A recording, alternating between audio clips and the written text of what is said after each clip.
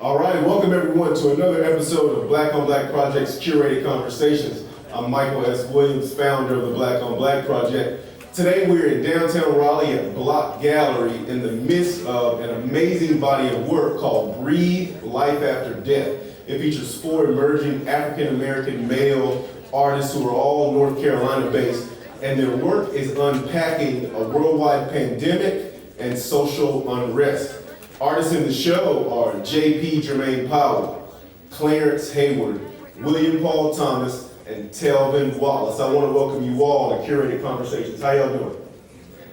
All right, so JP, we got to start with you. The show features 12 works, 3 from each artist, including portraits of each other. Talk about the theme of the show, how it all came together, what were the conversations y'all were having as a group earlier this year that led to this body of work being put together. Okay, well, for me, as you stated, we're in a state of unrest. And for me, I'm a problem solver by nature.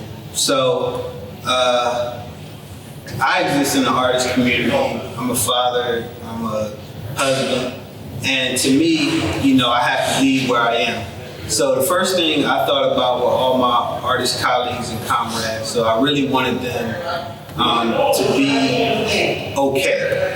And so part of my career is being an artist, but I always had dreams to maybe make content for myself because I found that my artwork didn't fit in a lot of different spaces. My artwork is very kind of loud, and even some people say it's too beautiful, whatever that means. And so I wanted to create leadership opportunities for people that I admire, not just as artists, but as men. And so I knew the social distancing would affect the artist mindset because, we're kind of, by nature, we social distance anyway. So, but I knew that the pandemic would do even more to us, that isolation. So I wanted to make sure that we had opportunities to where we can help our community through our art and give people visual solutions to what's going on. So it's not just paintings. These are strategies for people who are dealing with that isolation to look at themselves. And I think after that, though, in talking with my colleagues, William Paul Thomas here, really set it off the idea for us to paint each other, which I think really changed the dynamic of what I thought the show was. And now, it's kind of blossomed into something that's bigger than what I ever even thought it would be. Yeah, that's a good transition to you, Clarence, because the thing about this show, as JP points out, it's how you all see each other. Not just literally with our eyes, with your eyes see each other, but understanding and having some empathy. So in the beautiful portrait you did of Will downstairs, talk about what you saw in him, what you understood about him that made you create the work that you created. I made Will's portrait after getting to know him over the last couple months. I studied his Instagram, I studied his website, I studied his work. I got to go to his house and interview him. And the biggest thing that stood out to me was the hot pink brick project, which was real personal to him. So I knew I had to put that in there. Studying his Instagram, his earlier works, he did a lot of doubles. He's been a fan of doubling stuff. He never really told me why, but I just knew it had to be personal to him because he did it a lot early on. I put gold leaf in it because I've been experimenting with that gold leaf for about a year and a half now. And I put it in the work to represent greatness. So a lot of my new works have gold leaf in the background to kind of push the figure forward.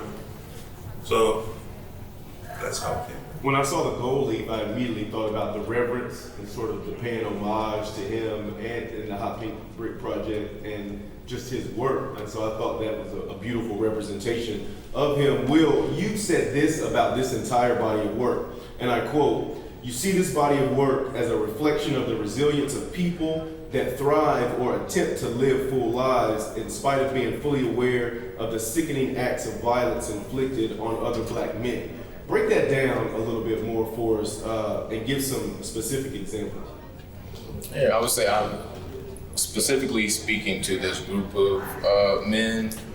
I know they're all brilliant artists that do amazing work and have a full awareness of like what's going on with the world outside, right? Like, so if it's recent events or things that have been happening for as long as we can remember, that from what I've observed and what I've observed myself, doesn't stop them from achieving and enjoying the people around them. And so I think it's really a human thing for sure, in terms of us recognizing that in spite of adversity, that there are certain things that you want to do in your life, people that you want to spend time with. And so the thought of like the duality between like understanding that there are things that you will come up against in the world while still trying to maintain your sanity, right? So a lot of my own work, I think I really reflect on people's personal experiences. There's these like broader social and cultural sort of events that we're aware of, but I think about like personal adversity. So, you know, whether it's like a relationship issue or professional issue, that we all experience these challenges in our lives, and at the same time, when we make our way out into the world, you know, to a public event, you getting to see, in many cases, the version of us that's like the smiling, positive, sociable version, and knowing that if you experience it, that the next person got to be experiencing some kind of like personal turmoil, or has experienced some kind of personal turmoil, that makes it just remarkable to think about like what it means to be able to do both of those things at the same time. Yeah, this literal idea of seeing each other and understanding each other for who we are, what we're going through, the things we have in common, realizing that we're not a monolith, like we're not all the same. There is this underlying thing about being Black men and the similarities that are there. Telvin, in the spirit of protests, around the country, and you look at what has happened since the George Floyd situation, we know the George Floyd situation is not a new thing. It seems to be the catalyst in this run of social unrest, though. Your painting that is downstairs in Block Gallery, Who Will Survive in America, is an obvious reference to Gil Scott-Heron and all of those messages that artist was putting out at that time. Talk about that piece, break down what you were thinking about and why you decided to name it Who Will Survive in America. All right, so I'm really heavy on the music. Then My Beautiful Dark Twisted Fantasy is like my favorite album of all time. But that song specifically, I remember just working on sketches. I usually do like a bunch of sketches just in general. And I don't play video games or watch TV, so I spend most of my time sketching.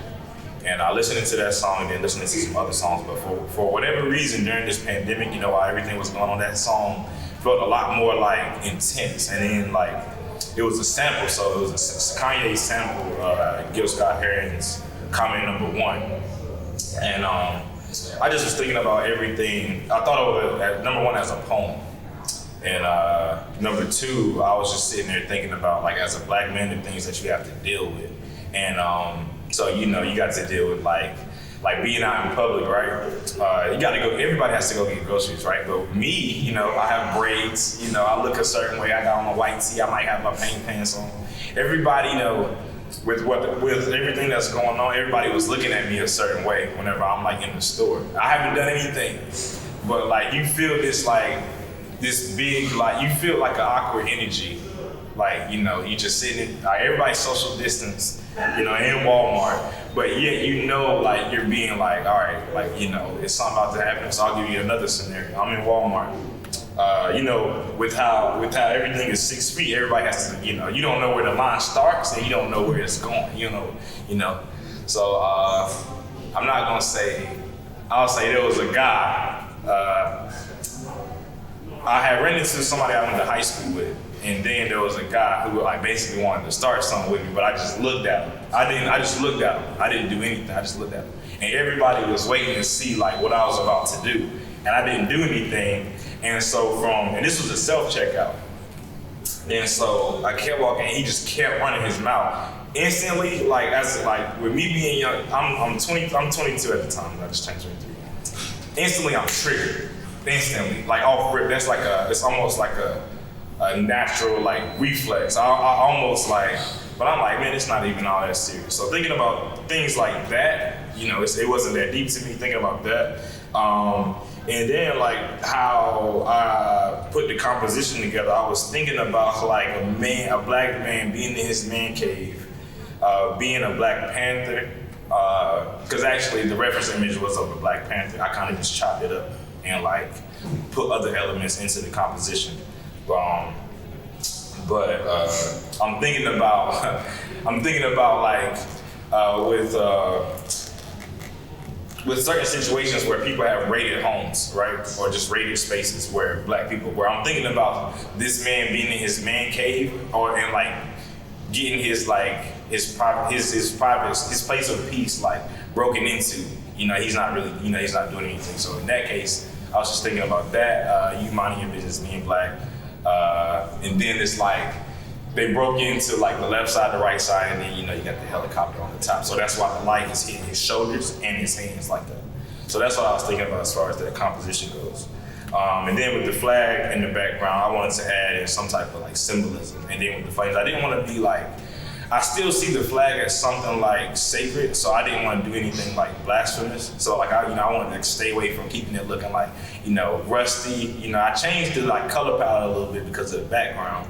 But I didn't want to like add a flame to it or anything. Like I got the flames and the smoke on the side, like just a pinch. But I just was thinking about different ways I could approach that. And it's a hard thing, like, cause I just graduated in May, so it was a hard thing for me to like put together. I think because I didn't feel like people would fully understand that. I think there's a lot of people around the country right now who are understanding that concept of who will survive in America. We think about how Black people are targeted. We think about the No Knock warrant with Breonna Taylor and how her private space was just infringed upon in that way. So when I saw that piece and I studied it, I immediately thought about what you described in Breonna Taylor and then the messaging behind it. And so JP, we talk about messaging, the message for this show. Why this show right now, right? Why breathe life after death? I think it just goes back to, who we are and who we are going to be. For a lot of people, the events, what's going on in the country is, in a sense, a death, right? So your reality for a lot of people, your job, your home, this kind of American dream, for a lot of people, it has been unraveled. And I think I see myself as a full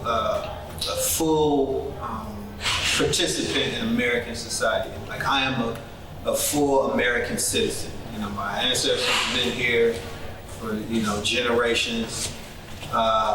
So I am fully American. So I share in my community fully, right? So with that though, I have to be accountable for what's happening here too. So I have to help where I am. I have to lead where I am. And I think life after death is a thing to where, I turn tragedy into triumph. I've always had a certain resilience in chaotic kind of situations where I just become very calm. And I can see different possible solutions out of it, And so it might not be a one size fits all answer to what's going on, but you have to, think about who is America. We're all from different parts of America. So when we talk to each other, we have different experiences. I think me and Will, we're from the Midwest. So we talk about that a lot, similarities. Then when I went to school at Pratt in Brooklyn, me and Clarence were kind of like in the same area. We didn't know each other, but we were experiencing the same cultural transitions at the same time. You know, around 2000 when New York started to change, and then now I'm here and I live in a small town like Telvin, Warsaw. I live in Fuquay, so there are billions of people in America, right? And everybody's searching for this one solution to fix everything, and that's just not really possible if you think about it just in logical terms. So I tried to empower myself. What can I do as an artist, just a small ant, as I would say? How can I lead where I am? You know, and that's what I think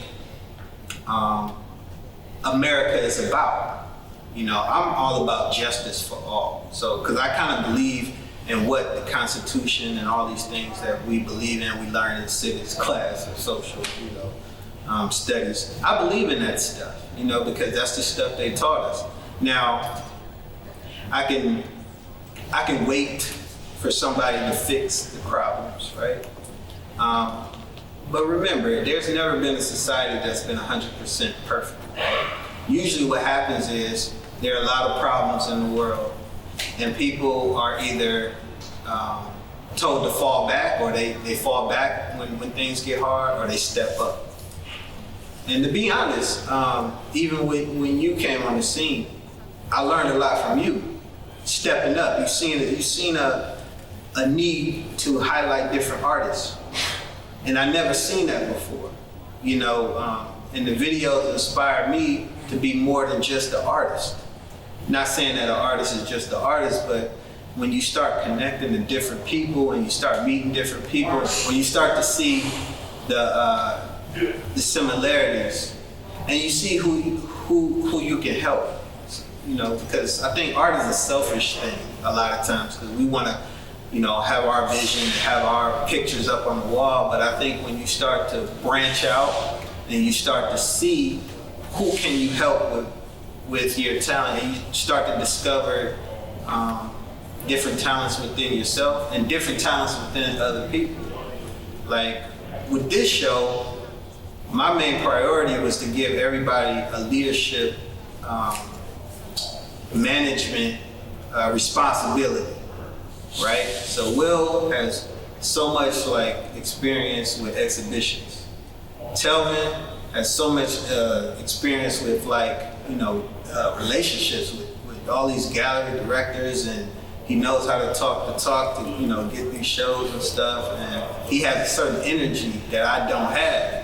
And Clarence is our presentation director. Like his stuff, if you look at his work, it's very clean, it's very composed, and it's very beautiful and simplistic, but in I don't know, it's a really, when I look at his work, I look at it one day and then I look at it another day, and it's two totally different kind of reactions. And I stay in there, I stay with his work and Will's work and Telvin's work. So instead of feeling bad about that, like I don't have it, I wanted us to all be linked up and have power. And that's the thing. After the money, after everything, you want to control something in your life, because I think for a lot of us, or I speak for myself, a lot of times in my career, I hit the ceiling, right? So I get so high at a job or a gig, and when you hit the ceiling, that glass ceiling, as they say, instead of getting frustrated, you have to build your own house, just like what you did, And when you build your own house, you get certain respect. I want to say to that point, I think you also start to, at a certain point in your career, realize, maybe reassess, what you want, what you maybe wanted to do 15 years ago is different than what you want to do today, right? In terms of how you want your work to be broadcast, right? So maybe 10 years ago, it might have been an interest, or maybe further back, for me to show work in a coffee shop. And maybe that was appropriate for where I was. Yeah. Now, I love the fact that I have an opportunity to show here at Block, or at other institutions. And so, you realize the way that you gotta evolve, kind of as your work evolves or whatever. And so your aims around why you do what you do, I think, also evolve, right? So, and I feel like the way JP has talked about his own interest in his work made me realize like that the subject matter here is one that, or is subject matter that you also evolve your understanding about, right? Like, so as a 35-year-old person, like us talking about these issues about how we present ourselves in the world, how we're seen in the world, my understanding, I think, is more sophisticated than it was when I was 20. And so I'm talking about those things in a different way, and I'm gaining more insight and information about how these same issues affect the fellows around me. And so I think that's important to acknowledge that what we're doing today is going to be different than what we did years ago, and will be different, years into the future. I think that's the beauty of putting a show like this together, that process. And I talked to y'all early on about what you were going to do, and I asked all these questions because the most important piece is the process to get here, because all the learning you have. And you talk about evolving, and Clarence, look at your work and how it's evolved, and you challenging stereotypes, right? And one of the pieces upstairs is called Reasonable Doubt, right? Challenging those stereotypes, and it's a portrait of you in a mask. Break down what you're challenging in that piece for us. Reasonable doubt. I'm challenging the notion of we all fit this description. So a lot of times we get arrested or we get apprehended or whatever, accused, and they say, "Oh, you fit the description." So I figure during COVID time we don't have to wear masks. If we fit the description then, like we all look like then, we really in trouble right now because our faces are hidden. So I have in the piece I have our uniform on, which is the hoodie.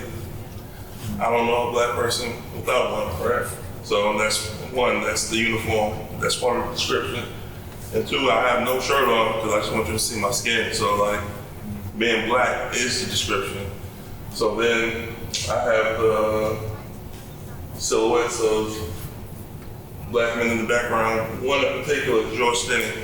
So his story always kind of resonates with me.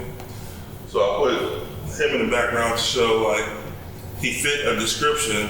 He was actually executed because of the description, and it wasn't true. And then I put the American flag hat on to show like I am American too. So just realize you're doing this to an American. The duality of that, JP touched on that patriotism a little bit. The duality of being American while also fitting the description is really something I have a lot of trouble with, because, well, if I'm American, why do I have to fit the description? Why can't I have due process, right? It's very, very interesting. And Telvin, your piece, What's Free, which is obviously a reference to the Meek Mill, Rick Ross, and Jay-Z song. And in Jay-Z's verse, he starts off like this. He says, "In the land of the free where blacks enslaved, 3/5 of a man, I believe," is the phrase. So he's linking the past in a lot of ways to the present, sort of what Clarence was just referencing. Why did you call that painting What's Free? What is it about you depicting Clarence in that way and calling it What's Free? All right, so I'm thinking about the conversations we've had. We spoke, especially like when we were at the China Cultural Center. We talked about some pretty heavy stuff, and then at the studio we talked about his work a lot, and I thought about how he uses the flag, especially in these series of self-portraits. So with the song, immediately, like, I'm big on like history, art history more so, but then of course like history just in general. So hearing Jay-Z's verse was really like, so in high school I took AP US history, and the first thing immediately I thought of John Locke, the Enlightenment thinker. So every American should be granted life. The pursuit of happiness is the part that stuck out to me in that, in the phrase. And I'm thinking in the land of the free with the blacks enslaved, 3/5 of a man, I believe is the phrase. 3/5 of the 3/5 compromise, I'm thinking about that. And you know what that means. And then today, everybody's telling you to vote. You know, you can't go anywhere without somebody asking you to vote. So I'm thinking about like with the image that I chose, I'm thinking about it as a mugshot too. So it's like, as a black man, are you actually free, like walking around, like, you know, like I said, I was at Walmart and people like looking at me. I haven't done anything wrong. You know, this dude randomly just starts popping off at the mouth. So I'm thinking about that. I'm thinking about the conversations that me and him had, like what Jay-Z says, and then, you know, my personal experiences, because later on in the verse, he talks about they give us pork and pig intestines. Most black people, you know, in my family, cancer runs in my family. A lot of just stuff runs in my family, high blood pressure. And then I'm thinking about like, you know, whenever you start to like get interested in things, the older you get, the more like you want to start getting into like, you know, business type of stuff, you know, to support your family. So me, I went from like shoes, I was into shoes, and then I wanted to get a space, you know, do like a gallery type of deal. But I had, you know, started doing my research, and I realized that you have to have a certain network to do a lot of things, like to just open a franchise. And the net worth is usually like over $500,000. And a lot of black people don't have that, you know? So I'm thinking about like, with rent, so rent, I'm thinking is like, you know, around like 2,000 in spaces like that, like in Durham. And to fully like own something, you like have to own the land that it's on. Like you got to own the land and the building. So actually like, I like own everything, and you know, nobody can come in, you know, take your stuff. You ain't got to worry about anything. But I'm thinking about that, you know. I don't think we'll ever, not ever, but you know, I think it'll be a good little minute before we'll be able to like afford something like that. So like, you know, are we actually free? You know, you got a space, but you paying rent, and then you don't really own the land that it's on. So thinking about stuff like that. Then the man, like growing up, like my grandparents that I grew up with, so my parents had me at a young age. Me and my siblings, I have 3 siblings. And my grandparents, they had chicken, and all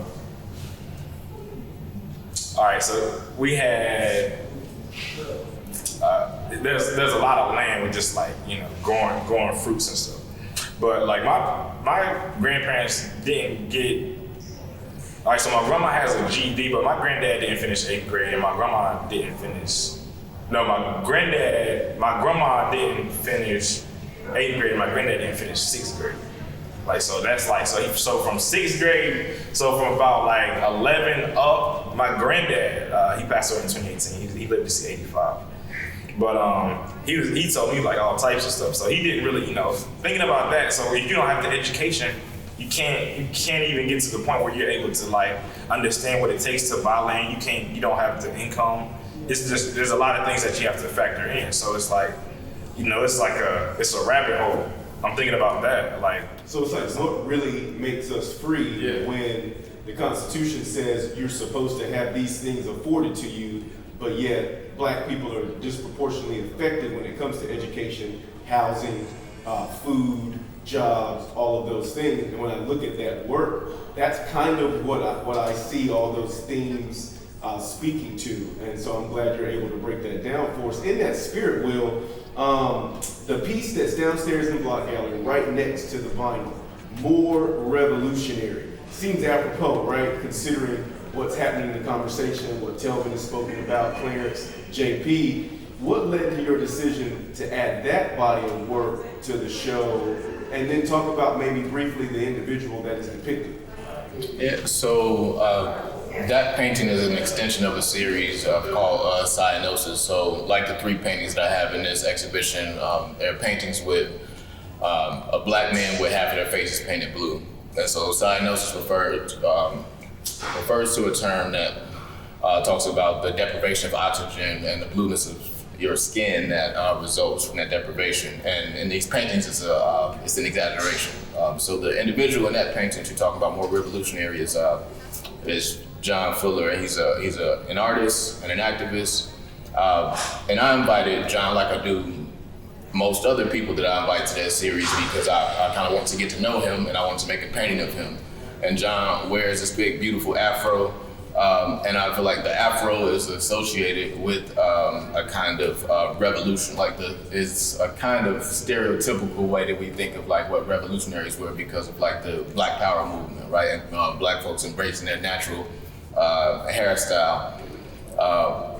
And so I've kind of used that more revolutionary title sort of in jest, in that somebody's hairstyle doesn't necessarily like speak to their like personal politics, right?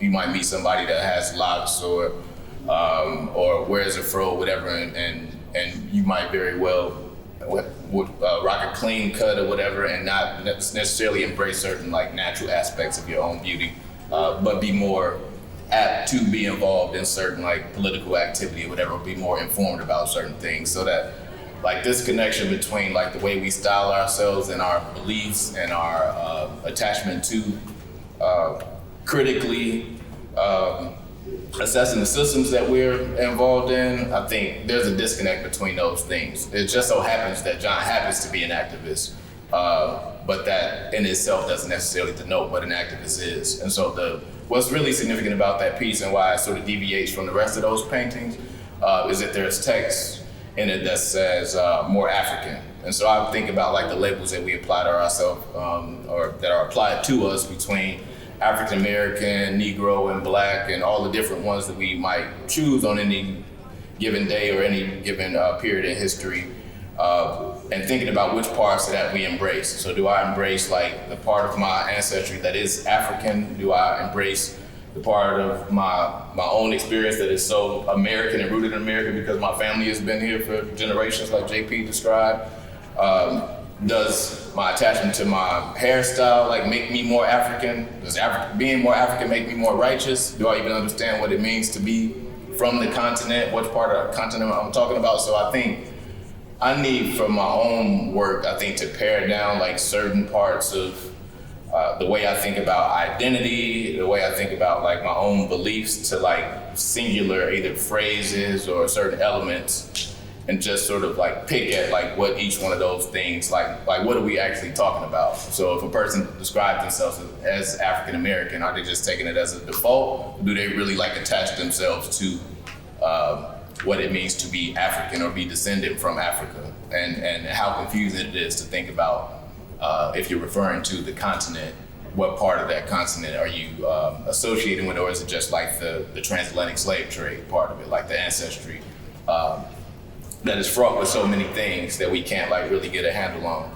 And so in a lot of ways, that painting is sort of like poking fun at what it means to, what an image of a revolutionary is. And again, it just so happens that that person, I think, in the painting happens to be a revolutionary. But you wouldn't know that unless you knew John, unless you saw him here, there, whatever, unless you talked to him. And the kind of revolutionary is my experience with John, talking to him, he's a really reserved, quiet person in the conversation I had with him, and then I see him in other instances where he's a little bit more, excitable or whatever, right? So the layers of what it means to be a revolutionary, I think, are really interesting, and like the acts that are associated with that. So you might find a revolutionary in the world that you might not ever see out in the streets, right? And so maybe the way that they are a leader in their family, a leader in their community, without having to be seen, might be totally revolutionary, but might not be broadcast in the same way or celebrated in the same way. So identity, perception, I think this show touches on all of that stuff. And so when I think about the portraits that you all painted of each other, I immediately started thinking about what did you see in that person? And then even more so, our final question, JP, we'll start with you. What was it like to help in some ways frame the identity of another Black man? Frame in the sense of how you view that Black man as opposed to how historically narratives have been foisted on Black men. And I think, I try to think about the end game of it all. And the end game is, as much as we identify ourselves as Black, at the end of the day, we want to be seen as fully human. We want to be seen as kind of just equal, not colorless, because we all come in different colors and shapes and sizes, but we do want to. I feel like for me personally, I had to kind of adopt this black moniker to kind of be identified. Like for me, my experience is a little different. I'm a little older than most artists. I travel the world. I have a lot of unique experiences that people, when I was younger, they say, when your mom says, go and live your life and, learn these languages and travel the world, and you do that, and then you come back to America and people kind of penalize you for that in a sense, because they feel like you're not as authentic. But I mean, I know, all the things that the manufactured history of black people, I know it in like the back of my hand. So I think when painting Telvin, I seen him as a man, as a man. And I think that's what we all want to be seen as, as us, just us that happen to be black. But, my son, he asked me when he was young, Dad, why do they call me black and my skin is brown? And I had to, I was trying to put off this talk with him for a couple of years, but I told him, it's systematic. You're born into a system. It's not random happenings of, like you're saying, George Floyd and things like, these aren't random things, these are systematic, hundreds of years. And so, you're in a system where you identify as black. There's nothing wrong with being identified as black, but I think in context, they have different contexts in different circles, right? So when painting Telvin, I wanted to see the whole human being. I wanted to see the end. I think I talked to you about this earlier, that I paint as a free person. I paint as if all of the stuff that we're going through is over. I paint fully free. And that's why I think a lot of times my work doesn't fit in certain narratives, because I'm free in my mind. I mean, when I paint, I'm free. The thing that people are searching for out here in the world, when I hit the canvas, I'm there. You know what I mean? There's no limitations to my life. Maybe when I go outside of the door, maybe it's that. And I wanted to do that same treatment of Telvin, because I got a chance to observe Telvin. We talked, but it was more so I watched him. And it was almost like revisiting my past, because I remember myself leaving school and having so many dreams and having that energy and having these grandiose, ideas of what my life would be like. And some of that stuff I did get to accomplish, but I wanted to give him a human treatment. Actually, I wanted to name the piece Face of God. And I think I might do that, because I feel like the piece, it really has a quality that's otherworldly when you look at it, because it taps into what's behind our mask of our face. It taps into who we are beyond these labels.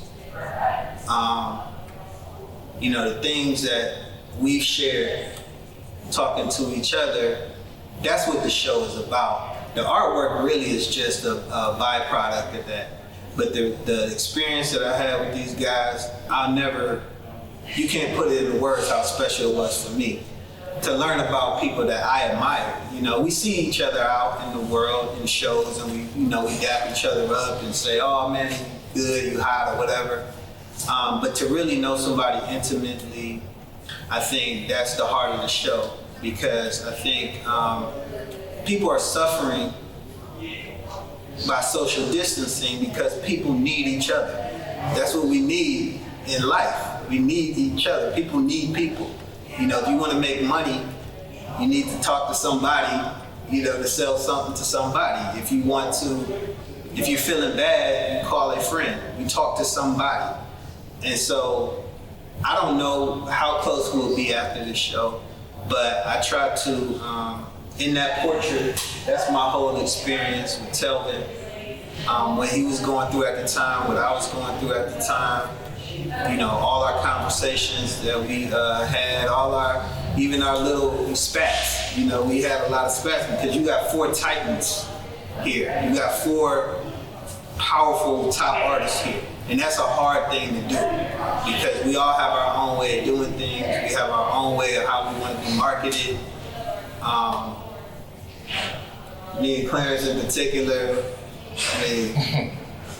we're opposites, but we have this friendship. I don't know how it works, but we're just so different because I'm more out and I love to talk about my work and stuff, and he's more like, when it's done, then I'll show it, you know? And that was hard for me, but if you got love for somebody, you compromise, just like in or any type of relationship. If you have respect for that person, you listen to that person, you listen to what they're actually saying and not just do what you want to do. So for me, I wanted to get to know the people that I like, my peers, because a lot of times artists just look at the work and they try to look at like what makes the work, you know, good. And they either, you know, compare it to their work or they say I'm better than you or whatever. But I see these people as men, you know, more so than artists. And if we get to carry that relationship, fine, but I think the relationship as we shared it was the gift. Certainly a beautiful body of work, breathe life after death. Downtown Raleigh at Block Gallery. Find more information at raleighnc.gov. You can also follow the young men on their Instagram accounts. There will be more content. Can't wait to share that. Telvin Wallace, William Paul Thomas, Clarence Heyward, JP Jermaine Powell, thank you for joining us on Curated Conversations. Thank you.